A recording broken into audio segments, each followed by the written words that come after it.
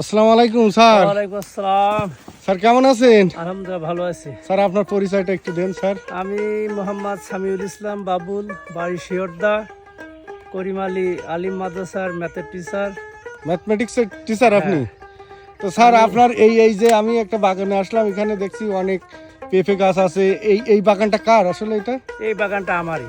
তো আপনি একজন শিক্ষক, তার পাশাপাশি আপনার মাথায় কেন আসলো যে আমি এই কৃষি কাজ করবো এরকম?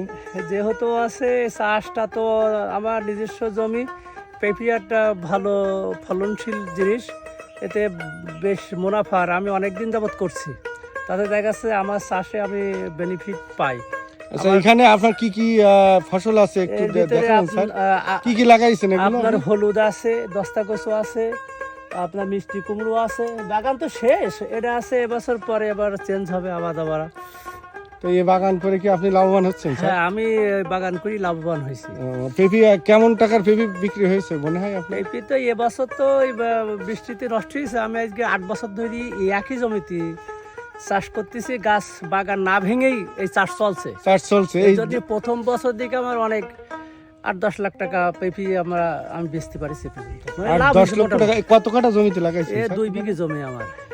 2 বিঘা? হ্যাঁ, 2 বিঘা। 2 বিঘা জমিতে 8-10 লক্ষ টাকা লাভ। এই সাথে আমি দেখছি যে আপনার পেঁপে বাগানের নিচে আবার কুমড়ো গাছ আছে, বা কুমড়ো বা অন্যান্য ফসল। হলুদে আমার হলুদ যা লাগাই তাতে দেখা হলুদে আমার লিচির টাকা ধরলি, খরচের টাকা তুললি দেখা যাচ্ছে উঠে যায়। এরা পেঁপে আসলে মানে লাভ হয়, তবে সবার হয় না। হয়তো আমার দেখা যাচ্ছে যে আপনার এখানে আমার চাষের কৌশল আলাদা, দেখা যাচ্ছে আর আসলে কপালও লাগে, ভাগ্যও লাগে, এটা আল্লাহ দিলি আমার ইনশাল্লাহ ভালো হয়।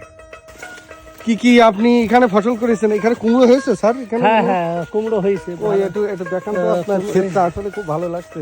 এখানে একজন শিক্ষক মানুষ হয়ে কৃষি কাজ করেন এবং কৃষক হিসেবেও আপনি সাফল্য অর্জন করেছেন। কুমড়ো, এটা কুমড়া? হ্যাঁ। এই কি জাতের কুমড়া স্যার এটা? এটা মাসুদ কোম্পানির একটা বীজ দিয়েছিল, এই বীজটা ভালো, আর ওই পাশের বীজটা খারাপ, এই বীজটা খুবই ভালো। এটা 4-5 কেজি পর্যন্ত ওজন হয়েছে।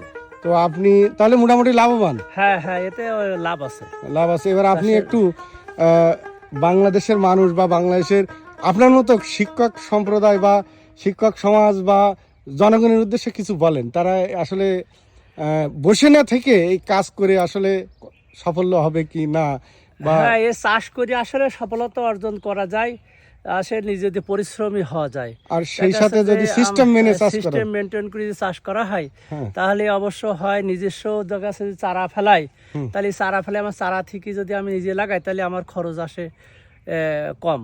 এই জন্য আমি চারাও দেখা যাচ্ছে 20,000 টাকা চারা বিক্রি করে ফেলেছি। এখানে চারা কিসের চারা? মানে পেঁপে চারা আমি এই গাছ থেকে বীজ ফেলাই, মানে নিজেই বীজ উৎপাদন করি, বীজ থেকে আবার নিজেই খোলায় পাতাই আবার চাষ করি, তাতে আমার ইনশাল্লাহ ভালো। মানে আপনি চারা বিক্রি করে একটা মুনাফা পান? ফেলেই দিই আলাদা, আর এদিকে আমার নিজেরটা লাগাই আমি খেতে এগুলো। তাহলে এইভাবে যদি সমন্বিত চাষ করে পেঁপের পাশাপাশি যদি মিষ্টি কুমড়া, পেঁপে চাষ যদি করা হয়, আসলে পেঁপে একটা সৌভাগ্যবান।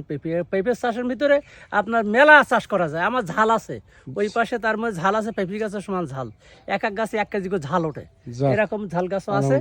মোটামুটি চাষ করাটা আসলে ভালো, চাষ করে লাভবান হওয়া যাবে।